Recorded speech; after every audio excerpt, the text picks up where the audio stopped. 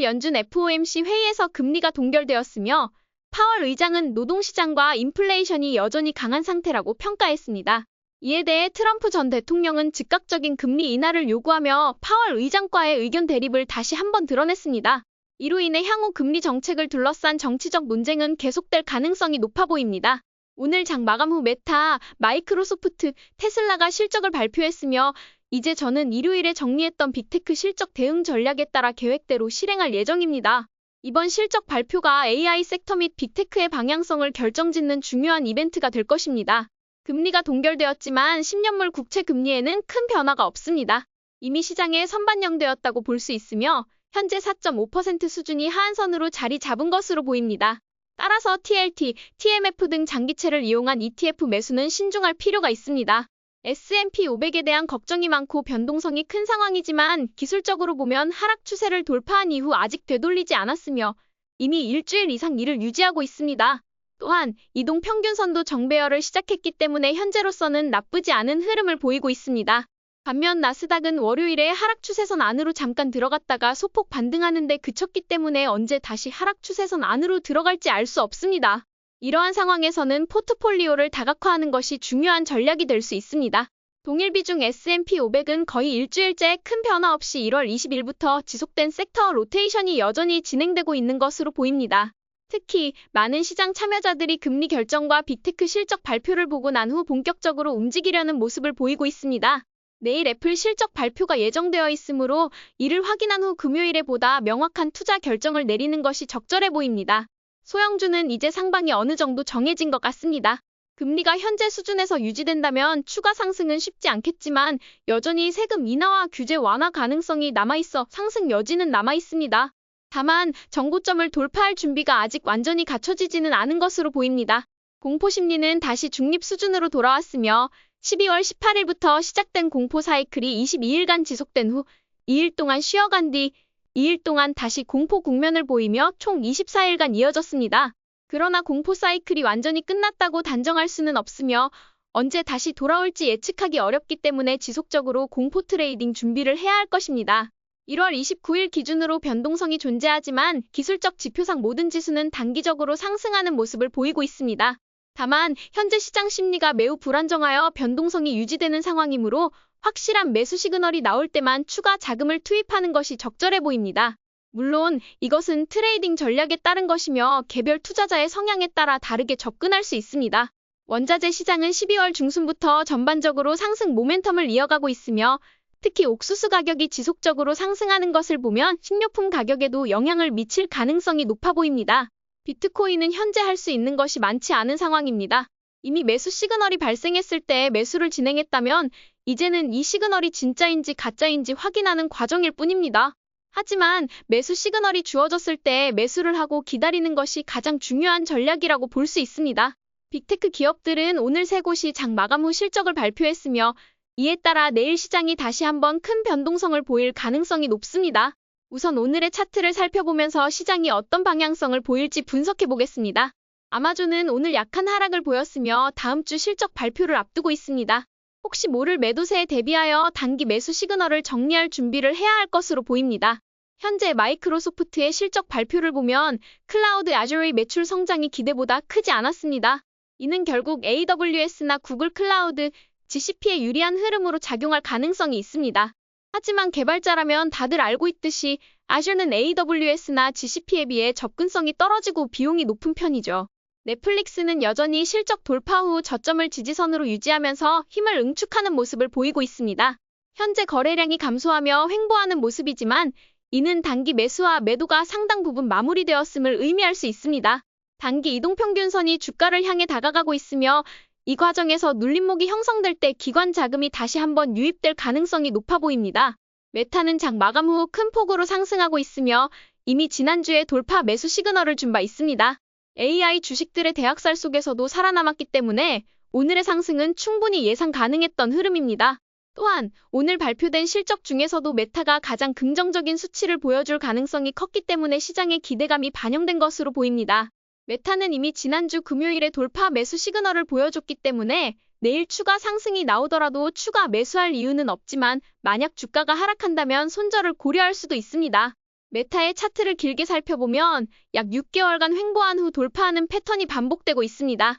2023년부터 6개월 횡보 돌파의 주기가 이어지고 있으며 이는 메타가 일정한 패턴을 가지고 움직인다는 것을 의미합니다.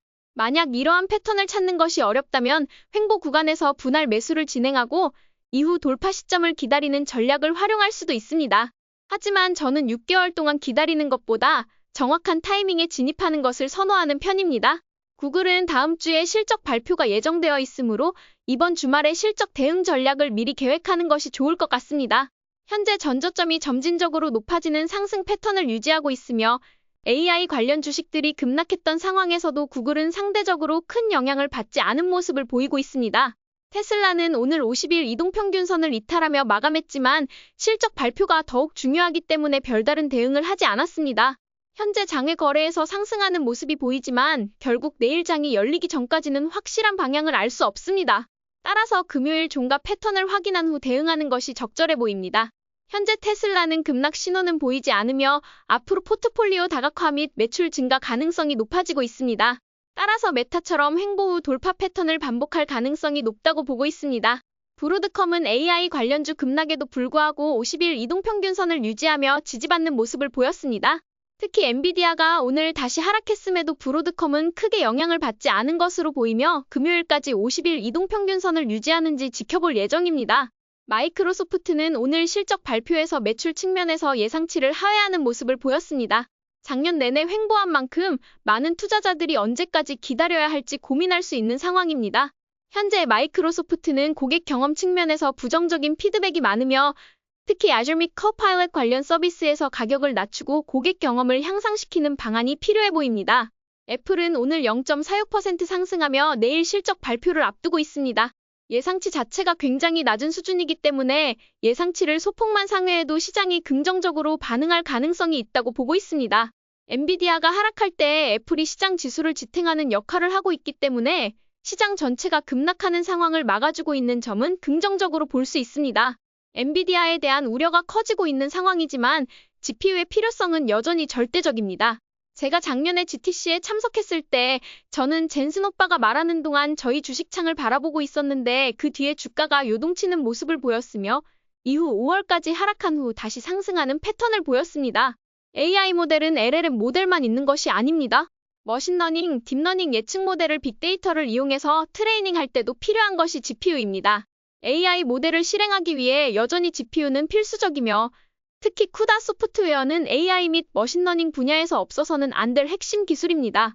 딥시크를 기존 컴퓨터에서 돌리려 해도 GPU가 있어야 더욱더 빠르게 돌릴 수 있습니다. 물론 작년처럼 100에서 500%의 폭발적인 성장률이 유지되지는 않을 수 있지만 여전히 30에서 100%의 성장률을 보일 것으로 예상됩니다. 애플이 현재 4% 성장률을 기록하는 것과 비교하면 엔비디아의 성장률이 부족하다고 말하는 것은 말도 안 됩니다.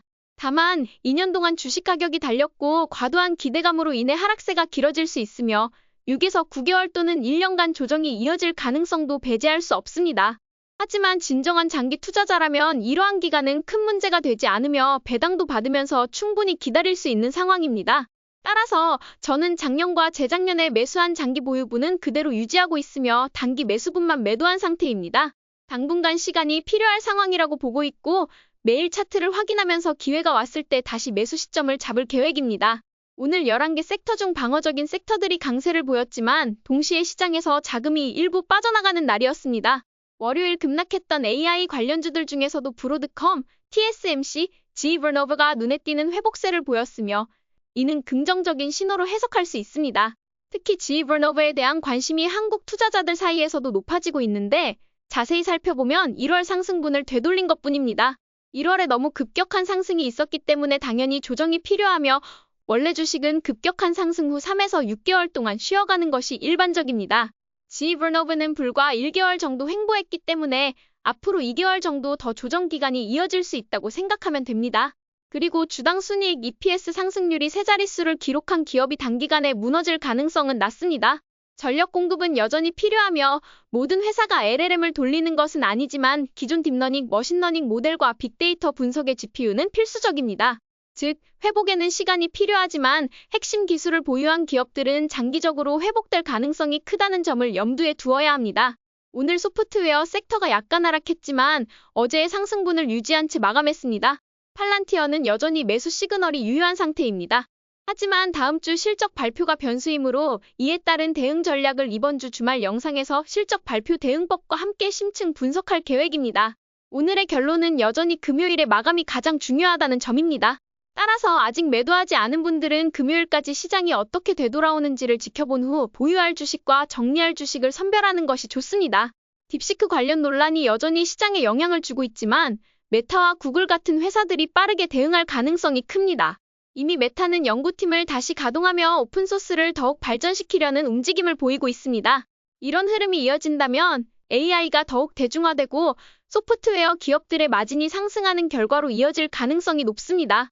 저는 월요일에 숏과 옵션을 활용하여 포트폴리오 방어를 했지만 대부분의 투자자들이 이런 트레이딩을 하기 어렵습니다.